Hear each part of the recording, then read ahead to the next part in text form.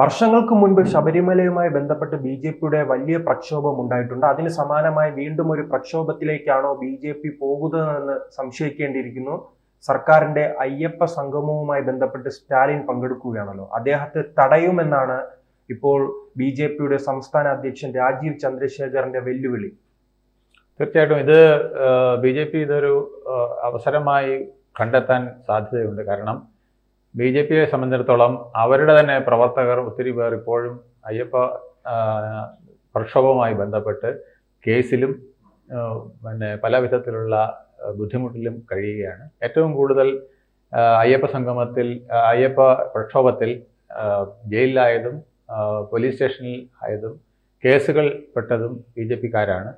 അപ്പോൾ അവരൊക്കെ പുകഞ്ഞുകൊണ്ടിരിക്കുകയാണ്. അപ്പോൾ ആ സന്ദർഭങ്ങളിലൊക്കെ അയ്യപ്പൻ്റെ ക്ഷേത്രത്തിൽ ആചാരലംഘനം നടത്തിയെന്നും സ്ത്രീകളെ VIP പരിഗണനയിൽ സന്നിധാനത്ത് കൊണ്ടെത്തിക്കുകയും ഒക്കെ ചെയ്ത ഈ സർക്കാർ തന്നെ ദേവസ്വം ബോർഡിൻ്റെ പേരിൽ ഇപ്പോൾ ഒരു സംഗമം സംഘടിപ്പിക്കുന്നത്, അത് എന്ത് കാരണം പറഞ്ഞായാലും അത് എൻ്റെ ലക്ഷ്യം വോട്ടാണ്, ഇപ്പോൾ ഇനി വരാനിരിക്കുന്ന തെരഞ്ഞെടുപ്പുകളാണ് എന്നുള്ളതാണ് BJP കാണുന്നത്. അതിനു പുറമെ അത്തരത്തിലൊരു വിരോധാഭാസം നടത്തുന്നതിനോടൊപ്പം മറ്റൊരു ആചാരലംഘനമെന്ന് വേണമെങ്കിൽ അവർക്ക് പറയാവുന്ന വിധത്തിലുള്ള ഒരു സംഗതി കൂടെ വരുന്നതാണ് സ്റ്റാലിനെ പോലുള്ളവർ പ്രത്യേകിച്ച് ഹൈന്ദവ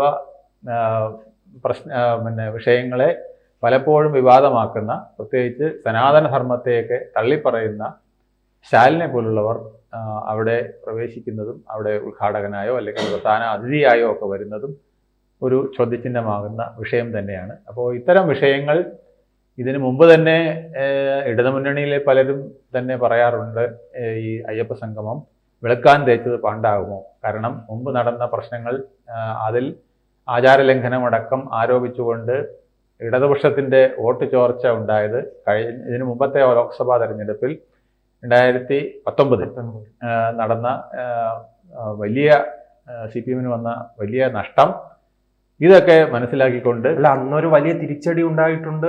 കനൽ ഒരു തരിയായി കുറഞ്ഞിട്ടും CPM പാഠം പഠിച്ചിട്ടില്ല എന്നുള്ളതാണ് കാണുന്നത്. കാരണം ഇപ്പോൾ വീണ്ടും ആ വിഷയം എടുത്തിട്ടത് പഴയ കഥകളെ ഒന്നുകൂടെ ഓർമ്മിപ്പിക്കാനേ ഉപകരിക്കുകയുള്ളൂ. അല്ലാതെ ഒരു പാച്ച് വർക്ക് അല്ലെങ്കിൽ ഹിന്ദുക്കളുടെ മനസ്സിൽ ഒരു മുറിവുണക്കലായിരിക്കില്ല, അത് മുറിവിൽ ഉപ്പ് തേക്കലായിരിക്കും എന്ന് അഭിപ്രായപ്പെടുന്നവരും കൂടുതലാണ്. ഈ ലോക്സഭാ തെരഞ്ഞെടുപ്പിന് ശേഷം നമുക്ക് പരിശോധിച്ചാൽ മനസ്സിലാകുന്നത്, ന്യൂനപക്ഷത്തെ പൂർണ്ണമായി എതിർക്കുകയും ഹിന്ദു ഭൂരിപക്ഷത്തിന് അനുകൂലമായി സംസാരിക്കുന്ന ഒരു അവസ്ഥയാണ് CPM-ന്റെ ഭാഗത്തു നിന്നുണ്ടാകുന്നത്. ആ ഒരു ഘട്ടത്തിലായിരിക്കുമോ ഈ ഹിന്ദു സംഗമം ഉണ്ടാക്കുന്നത്, ഈ അയ്യപ്പ സംഗമത്തിന്റെ ഒരു ലക്ഷ്യം അതാണെന്നാണ് പൊതുവെയുള്ള നിരീക്ഷണം. കാരണം CPM ആണല്ലോ കേരളത്തിൽ അറിയപ്പെടുന്ന ഹിന്ദു പാർട്ടി. പക്ഷേ എന്നാൽ കഴിഞ്ഞ കുറേ നാളുകളായിട്ട് ഹിന്ദുക്കളുടെ വോട്ടുകൾ ചോർന്നുകൊണ്ടിരിക്കുന്നത് കൊണ്ടാണ് കോൺഗ്രസിൽ നിന്ന് ചോരുന്നുണ്ട്, അതുപോലെ തന്നെ CPM-ൽ നിന്ന് ചോരുന്നുണ്ട്. അതുകൊണ്ടാണ് BJP ഏതാണ്ട് 5% നിന്നും തുടങ്ങി ഉയർന്ന് 12, 16, 19, 20 എന്ന അവസ്ഥയിലെത്തിയിരിക്കുന്നു. ഇപ്പോൾ അമിത്ഷാ വന്ന് പറഞ്ഞിരിക്കുന്നു 25% വോട്ട്, 10,000 മണ്ഡലം ഒക്കെ വിജയിക്കണമെന്നൊക്കെ പറഞ്ഞിരിക്കുന്നു. അപ്പോൾ ഇതൊക്കെ ശക്തമായി ഇനി അതിനെ ആ ഒഴുക്കിനെ തടഞ്ഞു നിർത്തേണ്ടതുണ്ട്, ഹിന്ദുക്കളെ കൂടെ നിർത്തേണ്ടതുണ്ട് എന്നുള്ള ചിന്തയിലാണ് ഇതൊക്കെ വന്നത്, അയ്യപ്പ സംഗമം വന്നത് എന്നും പറയുന്നുണ്ട്. പക്ഷേ അയ്യപ്പ സംഗമം വേണ്ട രീതിയിലല്ല നടത്തുന്നതെങ്കിൽ, ശരിയായ രീതിയിലല്ല നടത്തുന്നതെങ്കിൽ ഒരുപക്ഷെ കേരളത്തിലെ എല്ലാ പഞ്ചായത്ത് വാർഡുകളിലും അല്ലെങ്കിൽ എല്ലാ പ്രദേശങ്ങളിലും അയ്യപ്പ സംഗമങ്ങൾ സംഘടിപ്പിക്കാൻ ഹിന്ദു സംഘടനകൾ തയ്യാറാകുമെന്ന് വരെ ഇപ്പോൾ പറഞ്ഞു കേൾക്കുന്നു. അങ്ങനെയാണെങ്കിൽ ഇതൊരു കേരളം ഒട്ടാകെ ആളിക്കത്തുന്ന ഒരു വിഷയമായി വരാൻ സാധ്യതയുണ്ട്. ഈ 2019 തെരഞ്ഞെടുപ്പ് പരിശോധിച്ചാൽ നമുക്ക് മനസ്സിലാവും, BJP, RSS അടക്കമുള്ള ഹിന്ദു സംഘടനകൾ നിരന്തരം തെരുവിൽ നിന്ന് പോരാടുകയും, പക്ഷെ അതിന്റെ ഒരു ഗുണം ലഭിച്ചത് കോൺഗ്രസിനായിരുന്നു. കോൺഗ്രസ് വലിയ രീതിയിൽ മുന്നേറ്റം ഉണ്ടാക്കുകയും 19 സീറ്റിൽ വിജയിക്കുന്ന ഒരു ഘട്ടമുണ്ട്. അങ്ങനെ വീണ്ടും ഈ ഹൈന്ദവ സംഘടനകളും BJP-യും ഈ തെരുവിലിറങ്ങുമ്പോൾ അതിന്റെ പ്രയോജനം വീണ്ടും കോൺഗ്രസിന് ലഭിക്കുമോ? അല്ല, അന്ന് കോൺഗ്രസിന് അത് ലഭിക്കാൻ കാരണം ഹിന്ദുക്കൾക്ക് തന്നെ അറിയാമായിരുന്നു BJP-ക്ക് വോട്ട് ചെയ്തുകൊണ്ട് പല സീറ്റിലും വിജയമുണ്ടാകില്ല, അല്ലെങ്കിൽ CPM-നെ തോൽപ്പിക്കാൻ കഴിയില്ല. അതിന് പറ്റിയത് കോൺഗ്രസ് ആണ് എന്നുള്ള ഒരു ഉദ്ദേശത്തിലാണെന്ന് വോട്ട് ചെയ്തത്. പക്ഷേ ഇന്ന് അങ്ങനെയല്ല. ഇന്ന് ഒരു 35ഓളം സീറ്റുകളിൽ ത്രികോണ മത്സരമായി നിൽക്കുമ്പോൾ അവിടെ ആർക്കും ജയിക്കാമെന്നുള്ള സാഹചര്യമുള്ളപ്പോൾ BJPക്ക് കൂടുതൽ വോട്ടുകൾ വീഴാൻ സാധ്യതയുണ്ട്. ഒരുപക്ഷെ ഈ സംഗമത്തെ എതിർക്കുകയും ഈ പറഞ്ഞ പോലെ കേരളമൊട്ടാകെ ഇതിന് ബദൽ സംഗമങ്ങൾ ആ ദിവസമോ അല്ലെങ്കിൽ പിന്നീട് വേറൊരു ദിവസമൊക്കെ നടന്നാൽ പോലും അതൊക്കെ പിന്നീടുള്ള ചർച്ചകൾക്കും ന്യൂസിനും ഒക്കെ കാരണമാക്കും.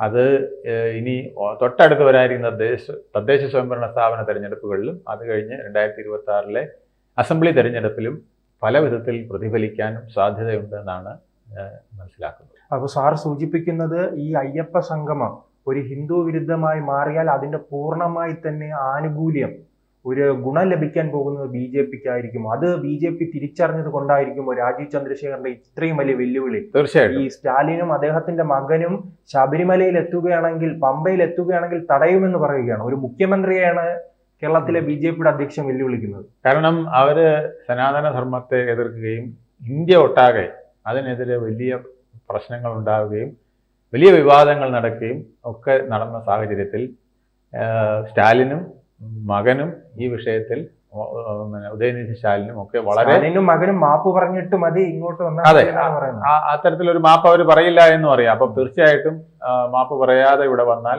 വലിയൊരു പ്രക്ഷോഭം സംഘടിപ്പിക്കാൻ തന്നെയായിരിക്കും നീക്കം. അതൊരു പക്ഷേ കേരളത്തിലെ ഓരോ ജംഗ്ഷനിലും പണ്ട് നാമജപ ഘോഷയാത്ര നടന്നതുപോലെ ഓരോ ജംഗ്ഷനിലും അയ്യപ്പ സംഗമങ്ങൾ നടത്തിക്കൊണ്ടായിരിക്കും എന്നുള്ളതാണ് പല ഹിന്ദു സംഘടനകളും ഇപ്പോൾ ആലോചിച്ചു വരുന്നത്. അപ്പോൾ അതൊരു പക്ഷേ സർക്കാരിനും ദേവസ്വം ബോർഡിനും ഒക്കെ വെളുക്കാൻ തേച്ചത് പാണ്ടാകുന്ന ഒരു വിഷയമായി മാറുമോ എന്ന് ഇത് നേരത്തെ തന്നെ CPMലെ പലരും ചിന്തിച്ചിരുന്നതാണ്. നമ്മൾ അയ്യപ്പ സംഗമം നടത്തുമ്പോൾ അത് പഴയ പല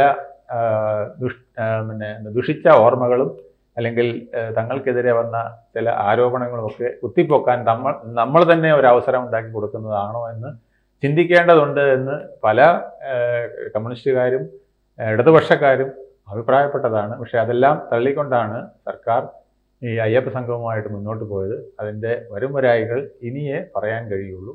അത് വരും ദിവസങ്ങളിൽ വ്യക്തമാകും. ഇതിൽ സർക്കാർ എടുക്കുന്ന നിലപാട് നിർണായകമാണ്. ഒരുപക്ഷെ സർക്കാർ സ്റ്റാലിനെ വിളിക്കേണ്ട എന്ന് വിചാരിച്ചാൽ ചിലപ്പോൾ ഇത് കെട്ടങ്ങി പോയെന്നും ഇരിക്കാം. വിവാദങ്ങൾ കൊഴുക്കുമ്പോൾ ആ ഒരു തീരുമാനത്തിലേക്ക് വരാനുള്ള സാധ്യതയുണ്ടോ? ചിലപ്പോൾ സാധ്യതയുണ്ട്. ചിലപ്പോൾ സ്റ്റാലിൻ തന്നെ പറയാം, എനിക്ക് ഇപ്പോൾ സമയമില്ല, മറ്റെന്തെങ്കിലും അവിടെ ഇലക്ഷൻ വരുന്നു. അത് വരുന്നുണ്ട്. അത് പലവിധ പ്രശ്നങ്ങളുണ്ട്. അപ്പോൾ സ്റ്റാലിൻ തന്നെ സ്വമേധയാ പറയാം, അല്ലെങ്കിൽ സ്റ്റാലിനെ കൊണ്ട് അങ്ങനെ പറയിക്കാം. അങ്ങനെയൊക്കെയുള്ള സാധ്യതകളുണ്ട്. അങ്ങനെ വരികയാണെങ്കിൽ ഇത് BJP തമിഴ്നാട്ടിലും ഒരു പ്രക്ഷോഭമായി ഏറ്റെടുക്കാനുള്ള സാഹചര്യം. ഇത് തീർച്ചയായിട്ടും അയ്യപ്പ ഭക്തന്മാർ ഏറെയുള്ള സ്ഥലമാണ് തമിഴ്നാട്. അപ്പോൾ ഇത് തമിഴ്നാടിനും സ്റ്റാലിനും DMKക്കും ഒന്നും അത്ര ഭൂഷണമാകണമെന്നില്ല. പ്രത്യേകിച്ച് സ്റ്റാലിൻ ഇപ്പോൾ അവിടെ ഒരു ത്രികോണ മത്സരമാണ് നേരിടാനായിട്ട് പോകുന്നത്. വിജയുടെ പാർട്ടി വളരെ ശക്തമായിട്ട് മുന്നോട്ട് വരുമ്പോൾ ഒരു ത്രികോണ മത്സരം തന്നെ അവിടെ ഉണ്ടാകും. അതിൽ ഇപ്പോൾ എന്തെങ്കിലും നേട്ടമുണ്ടാകാമെന്ന് കരുതുന്ന സ്റ്റാലിന് ചിലപ്പോൾ അത് ദോഷമായിട്ട് വന്നേക്കാം.